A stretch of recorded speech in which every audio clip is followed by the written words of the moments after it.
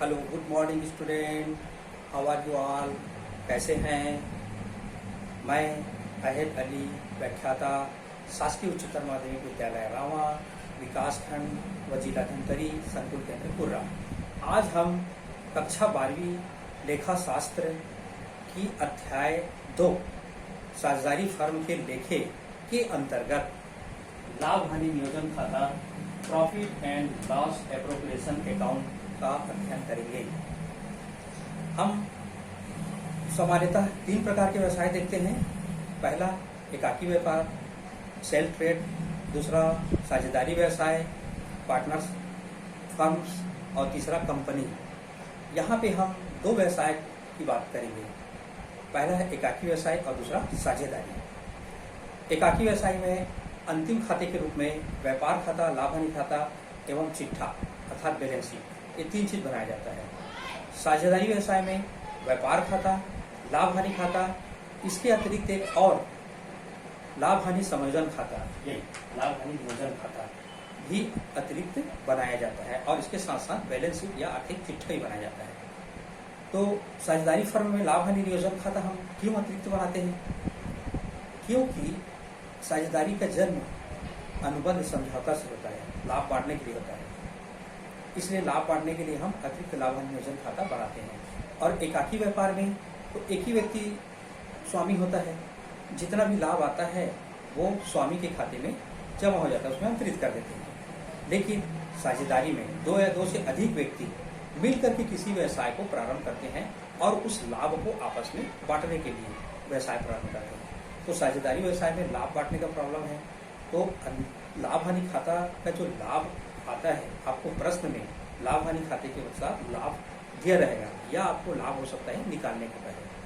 तो अंतिम रूप से लाभ हानि खाता बनने के बाद अर्थात वर्ष के अंत में हर समय लाभ हानि नियोजन खाता 31 दिसंबर या लाभ हानि नियोजन खाता, लाभ हानि खाता बनने के पश्चात ही लाभ हानि नियोजन खाता बनाते हैं हम, क्योंकि उसी के शुद्ध लाभ को हम इसमें ट्रांसफर करते हैं लाभ हानि खाते समाकलन से। तो ये जो है लाभ हानि खाता बनाने के बाद ही लाभ हानि नियोजन खाता बनाए जाते हैं। चूंकि लाभ हानि नियोजन खाता profit and loss appropriate account का नाम से ही स्पष्ट होता है कि एप्रोप्रिएशन अकाउंट। एप्रोप्रिएशन अकाउंट मतलब साझेदारों के बीच में लाभ को वितरण करना, बांटना। तो इस प्रकार अंतिम रूप से शुद्ध लाभ को लाभ हानि साझेदारों के बीच में बांटने के लिए जो खाते का निर्माण किया जाता है वो लाभ हानि नियोजन खाता कहलाता है।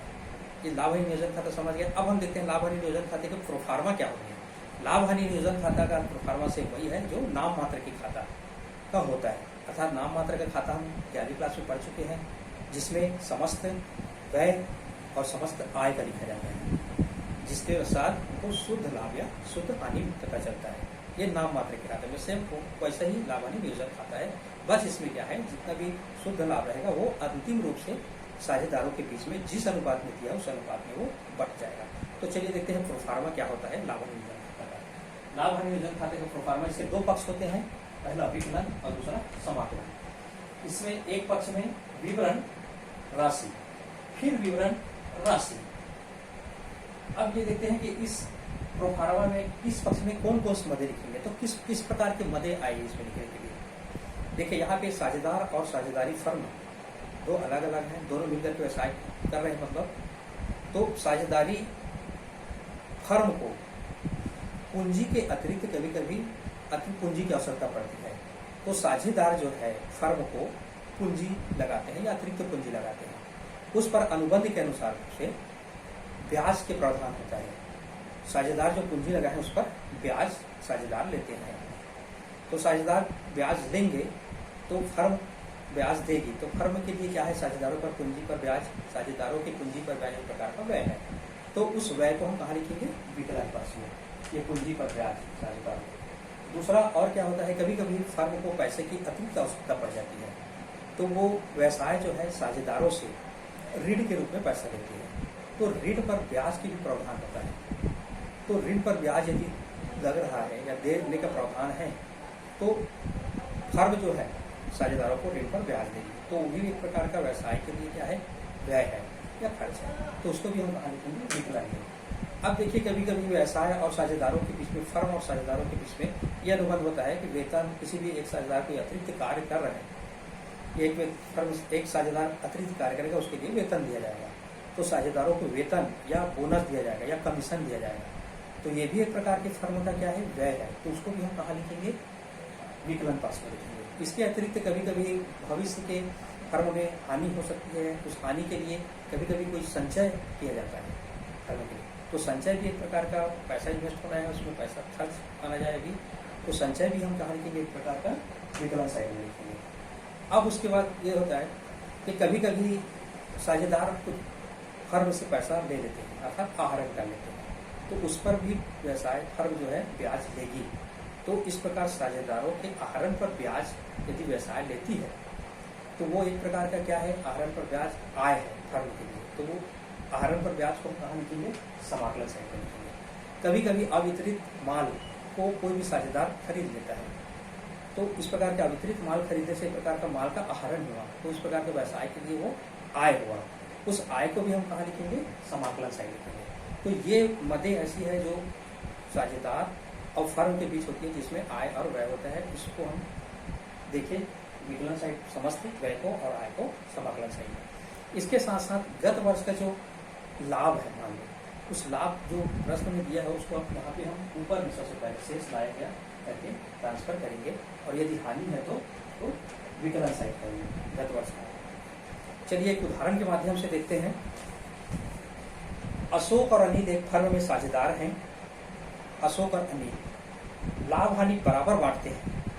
1 जनवरी 2017 को उनकी पूंजी क्रमशः 40,000 तथा 20,000 रुपया है, अर्थात अशोक की पूंजी 40,000 और अनिल की पूंजी 20,000 रुपये। उनको लाभ बांटने के पूर्व पूंजी पर ब्याज 5% प्रतिवर्ष की दर से देना है, अर्थात साझेदारों को 5% की दर से जो पूंजी लगाया उसका ब्याज देना है, अर्थात इस प्रकार का व्यय हो गया फर्म के लिए।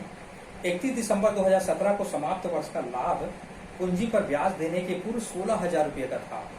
देखिए ये जो लाभ है 16,000 रुपया, ये 16,000 रुपया लाभ था करके बता रहे, 31 दिसंबर पर था, लाभ हानि खाता बनने के पश्चात उसमें शुद्ध लाभ 16,000 रुपये। आपको प्रश्न में दिया रहेगा या नहीं है तो आपको निकालना पड़ेगा लाभ, अगर किसी प्रश्न में ना हो। इसमें दिया है 16,000 का लाभ, अक्सर दिए रहेगा। तो 16,000 रुपये का जो लाभ है पिछले साल का 31 दिसंबर 2017 का, इसी को हमको समायोजन करना है, बांट करके खर्चों को बांट करके साझेदारों की पूंजी खाते में हस्तांतरित करना है। तो 16,000 रुपये का पिछले वर्ष का 31 दिसंबर 2017 का लाभ को हम कहाँ लाए, यहाँ समाकलन में लाइए। देखिए ना अपन, ये लाभ जो है लाभ हानि खाते से 16,000 रुपये का गत वर्ष का लाभ था, उसको हम समाकलन साइड में लिख दें, क्योंकि वो पैसा इसी को हमको बांटना है। उक्त के लिए 31 दिसंबर 2017 को समाप्त वर्ष के लिए लाभ हानि नियोजन खाता बनाइए, इसका लाभ हानि नियोजन खाता बनाना है। तो ये लाभ को हम लिख दिए पिछले गत वर्ष का 16,000 रुपया। अब इसमें व्यय क्या है, सिर्फ एक ही व्यय है, पूंजी पर ब्याज। साझेदारों को पूंजी पर ब्याज देना है। 2 साझेदार हैं, एक ने 40,000 रुपया, अशोक ने लाया 40,000 रुपया पूंजी और अनिल ने लाया 20,000 रुपये पूंजी। तो इसका 5% ब्याज हमको निकालना है। अशोक की पूंजी 40,000 गुणित 5/100, 200 कट गया 4/20 बराबर 2,000 रुपया पूंजी पर ब्याज हो गया अशोक का। इसी प्रकार अनिल का 20,000 गुणित 5/100, 200 कट गया 5 दूनी 10 बराबर 1,000 रुपया। इस प्रकार पूंजी पर ब्याज हो गया अशोक का 2,000 और अनिल का 1,000 रुपया। ये हमारा पूंजी पर ब्याज की गणना है। इसको आप देखिए यहाँ पे ले लीजिए, पूंजी पर ब्याज अशोक 2,000 और अनिल 1,000। इस प्रकार पूंजी पर ब्याज कितना हो गया, 3,000 रुपया। अब देखते हैं किसी भी प्रकार का कोई खर्च है इसमें, और किसी भी प्रकार का कोई खर्च नहीं है। यदि मान लो इसमें प्रश्न में और खर्च रहता, आहरण पर ब्याज, तो हम लिखना साइड लिखते, बोनस, वेतन, कमीशन यदि इसमें और रहता तो हम इस विकलन साइड में लिखते, या आहरण से आय होती फर्म को तो हम इधर लिखते, चूंकि और नहीं है। तो अब इस लाभ 16,000 में 3,000 पूंजी पर ब्याज घटाने के पश्चात बच जाता है हमारे पास 13,000 रुपया। इस 13,000 रुपया ही वितरण योग्य आय है, जो कि हमको साझेदारों के बीच में बांटना है। अब प्रश्न में दिया है दोनों 1-1 अनुपात में बांटेंगे, बराबर अनुपात, मतलब 1:1, अशोक 1 और अनिल 1 अनुपात। तो ये देखिए, ये अशोक 1:1 और अनिल 1 अनुपात। तो अशोक का भाग हो जाएगा, ये 13,000 रुपये जो बचा है, 13,000 का 1/2 बराबर 6500 निकलेगा अशोक का भाग। उसी प्रकार अनिल का भाग 13,000 का 1/2 बराबर 6500 रुपया। यदि 1:1 बराबर है, यदि नहीं दिया रहेगा तो प्रश्न में भी कुछ दिए रहता है अनुपात निकालने में। यहाँ पे हमको 1:1 दिया है, तो ये हो गया आपका 6500। तो यहाँ पे हो गया ये साझेदारों की पूंजी खाते में स्थानांतरित जो 13,000 रुपया आया है उसमें 1:1 में अशोक को 6500 रुपये मिलेगा और अनिल को 6500 रुपया। इस प्रकार दोनों को बराबर अनुपात में 6500 रुपया उनके पूंजी खाते में हस्तांतरित कर दिया जाएगा। तो ये हम देखें आज लाभ हानि नियोजन खाता अंतिम रूप से साझेदारों को बंटने वाले लाभ को हम निकालते हैं, अर्थात उसको साझेदारों को कितनी कितनी राशि बटेगी। ठीक, आज के लिए इतना ही, धन्यवाद।